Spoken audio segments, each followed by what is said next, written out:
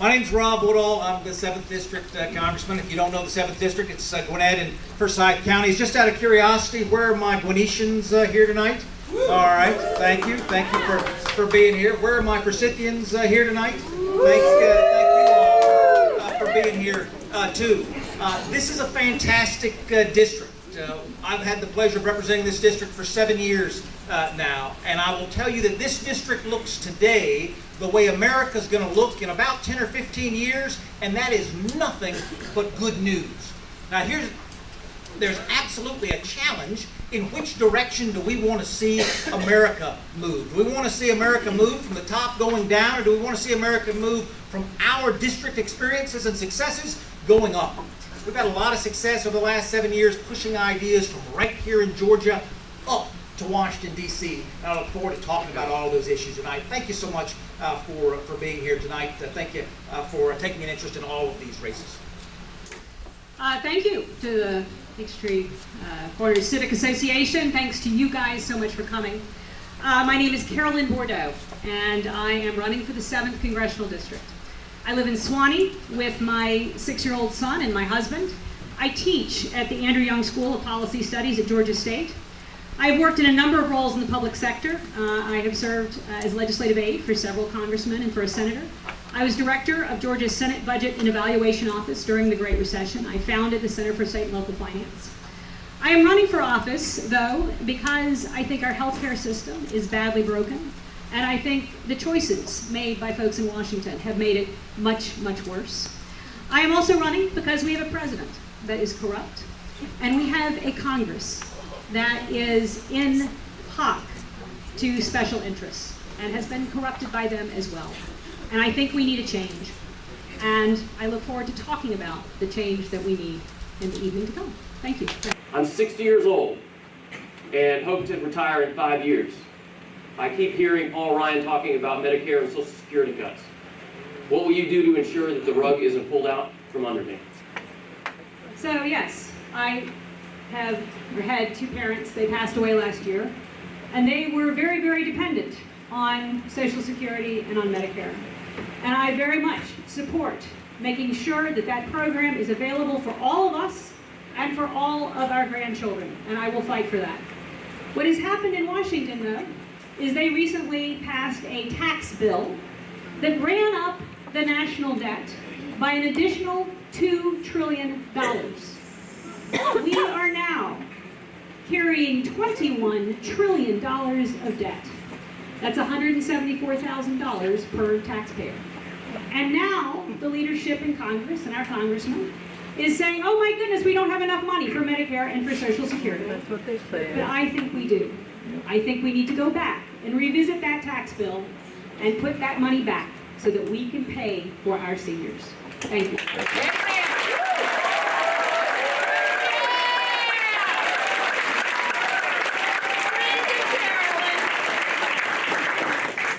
A lot of issues that folks can disagree about, and it turns out there's a grain of truth in almost all of them. But I will tell you, Paul Ryan has never advocated for cutting Social Security and Medicare. He has advocated for doing what the nonpartisan Medicare and Social Security trustees have said, which is all the money we've put in isn't enough to make it work. Tax receipts today have never been higher in the history of America. The problem is not low tax receipts. The problem is over-promising to generations like mine. The time to make that change is now. Congressman, what is your position on Dreamers? The Dreamers legislation has come to the House floor twice in the 7 years that you've lent me your voting card. I voted yes both times. There absolutely has to be part of immigration policy in America that we want the best and the brightest to locate in America. That is our philosophy as we go out and give out H-1B visas and others across the land. So if we have those folks who are already right here among us, we should absolutely let them be in that line. But I have families that have done everything right, and their children are trapped in a failing immigration system too. And what we cannot do is allow families that have at one point breached the law to get in line in front of other families that have been doing everything America has asked them to do. We got not one Democratic vote on 2 bills that would have put this issue behind us instead of keeping it political going forward.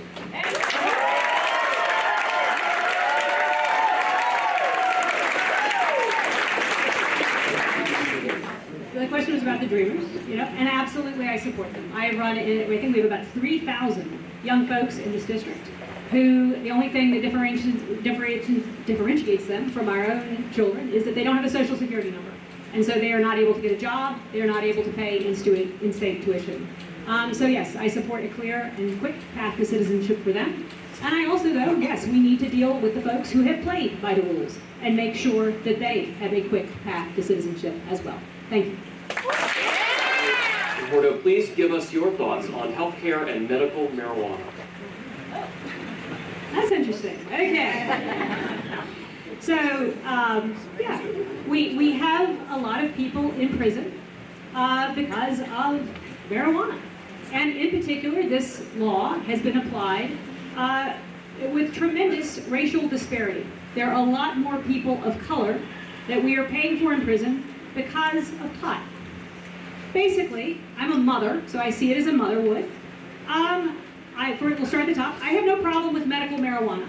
And I have talked to lots of folks with PTSD, veterans, people who have, Crohn's disease and use it to help relieve those symptoms. And I think that should be fine. Additionally, I am not in favor of legalization, but I don't see any reason that we should be paying for people in prison because of marijuana. They can do community service, and there are other ways that we can deal with that issue. Thank you.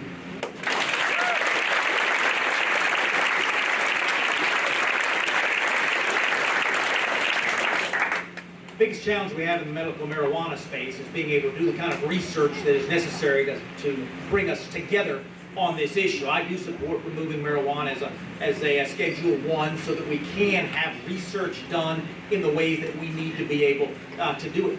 But as you heard in that answer, it realizes the fears that many of us have that this isn't a medical issue, this is a drug legalization issue. What we cannot have are some states deciding they're going to follow federal law and some states deciding they're not. The law is the law. Let's follow it or let's repeal it. What will you do to help relieve student loan debt? The short answer is if you sign that you're going to pay back that money, I think the first lesson we should teach you is that paying back the money you promised to repay is an important part of the American dream.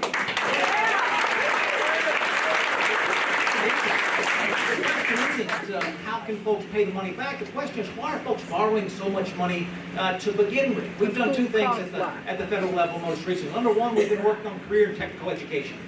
Because everybody's not ready to go off to school at 18, but they don't want to say they're just going to take a gap year. They want to be involved in helping to contribute to the family. Career and technical education does that. We authorize, in a bipartisan way, billions of new dollars to help successful districts like ours continue to be successful. Number 2, did you know that you're not allowed as a financial loan counselor to counsel young people not to take out all that money? In the name of letting young children be adults in school, we don't allow our financial aid counselors to talk them out of borrowing all that money. We just changed that rule in a bipartisan way in the House. I'm hoping the Senate moves that forward as well.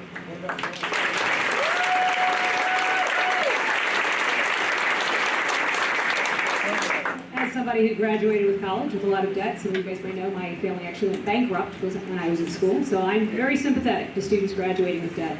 In this district, the average debt for a student is around $26,000. I think we need to address this with things like Pell Grants, and unfortunately, our congressman has voted to cut Pell Grants for students. Georgia Gwinnett of the Georgia Gwinnett student body, 50% of them are on Pell Grants. And so it is a very important program. It is one of the many important programs in higher education that I support to make sure that every student who wants to go to college can afford it. Should current and future presidential candidates and presidents be required to release their tax returns? Our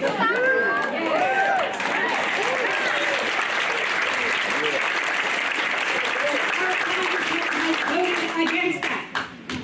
That's all.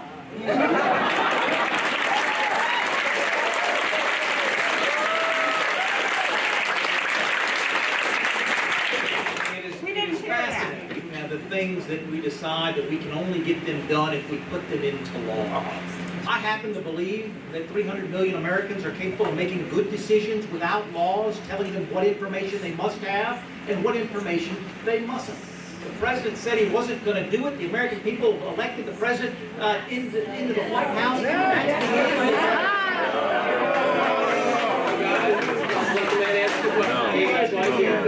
It's unequivocal. Voters decide elections, not laws on what folks release. Voters decide American elections. Would you support legislation to limit and identify sources of campaign money that is now quote-unquote dark money, i.e. unreported sources? We don't have any of that in a congressional campaign. Right? Every dollar that I get is reported. There is no such thing as an unreported dollar in my campaign.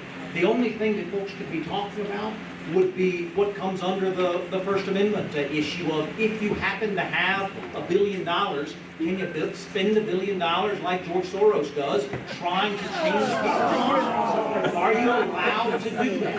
I happen to believe in the First Amendment. I think you can. But that's going to be a voter issue. Do you believe that folks with more money can drown out all of us who are the only ones who can vote?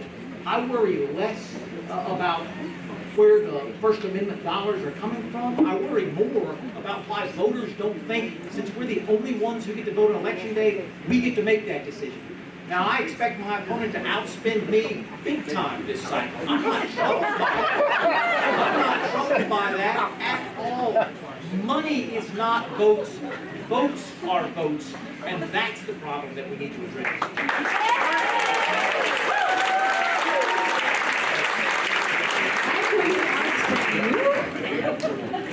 All right, well, that's news to me, my friends. Let me just say, yes, I believe we desperately need campaign finance reform to get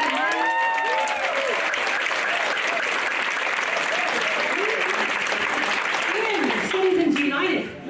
And I have been endorsed by them. And I have taken a pledge not to take any corporate PAC money.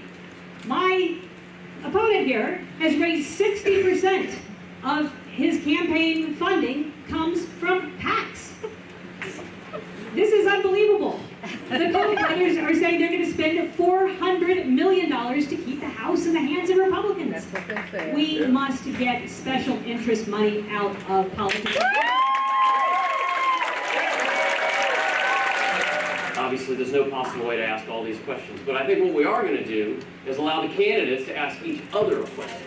You have voted at least 19 times to allow insurance companies to deny coverage for pre-existing conditions. Currently, there is a lawsuit that is being brought by attorneys general that would also end that requirement. This is a life and death situation for many folks to lose coverage for pre-existing conditions. I am confused. Don't you care about this, folks?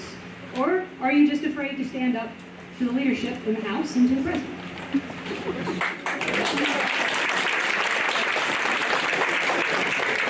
Just a show of hands, how many think those are the only choices here? You're either afraid or you don't care. Those politics of division have been going on the Democratic side far too long. You and I don't know each other.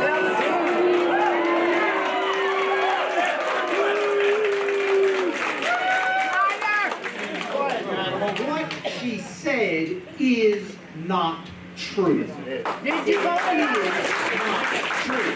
How many of you have been in a meeting with me when I've said, you know what, President Obama led on abolishing pre-existing conditions, and I think he won that debate, and we'll never return to pre-existing exclusions in this country again?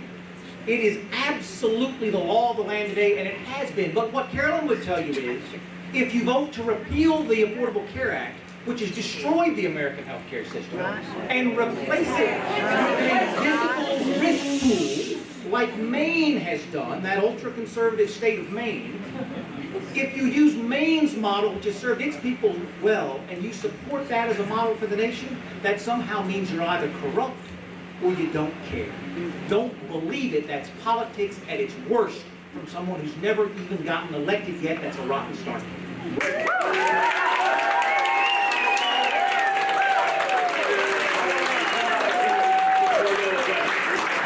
As I said, we've not met. In the 7 years that I've been in Congress, we've not worked on any policy together. We've not had any conversations about fixing anything together. I know a lot of folks in this room I recognize on both sides of the aisle as folks I've worked with to try to find solutions. You began with saying that you think Congress is corrupt. You went on to talk about the way that I run my campaign to suggest that I was part of that corruption. Yeah. Now, I will tell you That could be a question, Congressman. that John Lewis is a public servant of the highest order, and he raises more PAC money than I do every single cycle. Do you believe that John Lewis is corrupt for his fundraising? I think we need to get special money out of politics. And that, period. And that is that. Yes, I understand that both people on both sides of the aisle play that game, but it is not the right game for us. What this means, right, is that our congressman is funded by PACs. He is funded by lobbyists. He is not funded by you all. And I think he should be listening to you all, not to PACs and special interests. That's right. The special interest money is corrupting every aspect of our politics. How many of you guys are seniors and pay too much for prescription medications? Yes. Our congressman has decided that Medicare should not use its purchasing power to negotiate better drug prices. My parents used up all of their discretionary income paying for medications. Why does that happen? That happens because drug companies pay $60 million a year to support congressional candidates. Our system is broken, and it absolutely must be fixed.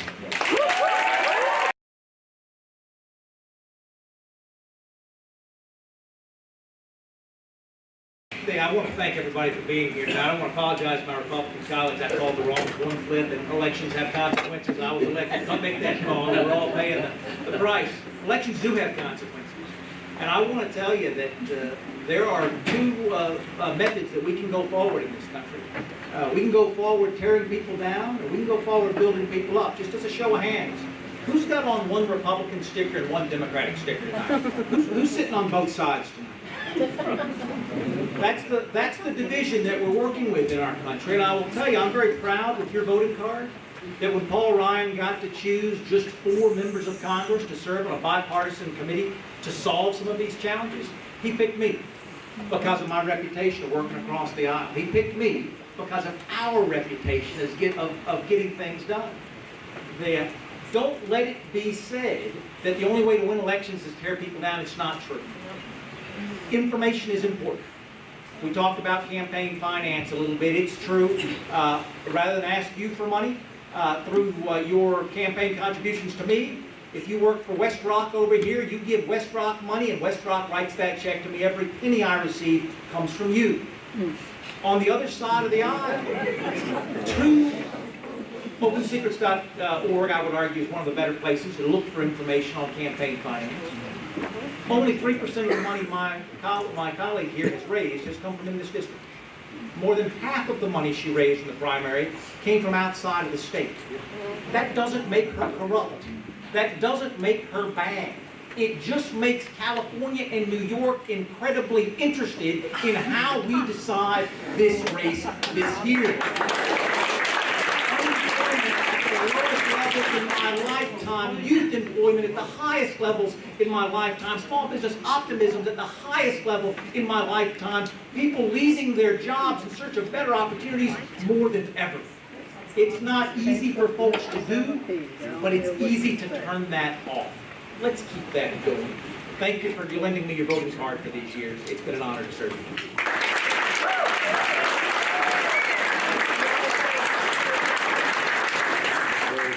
So I appreciate the Congressman and his idea of people coming together. I have spent a lot of my life working in very bipartisan fashion. However, I think we've come to a time where certain truths have to be spoken. and I'm going to start with one of the big ones, which is that in this district, there are 110,000 people without health insurance. Our congressman has voted, I say at least, because there's so many votes, it's hard to count them all, 19 times, to repeal the Affordable Care Act, to eliminate coverage for people who have pre-existing conditions. And his proposal to change that would allow health insurance companies, it would require them to cover pre-existing conditions, but they could raise the rates so that people with pre-existing conditions couldn't buy it anyway. His bill would have added 30,000 more uninsured in this district to the 110,000 I said before. I am here to take a stand to ensure that every man, woman, and child has access to quality, affordable health care.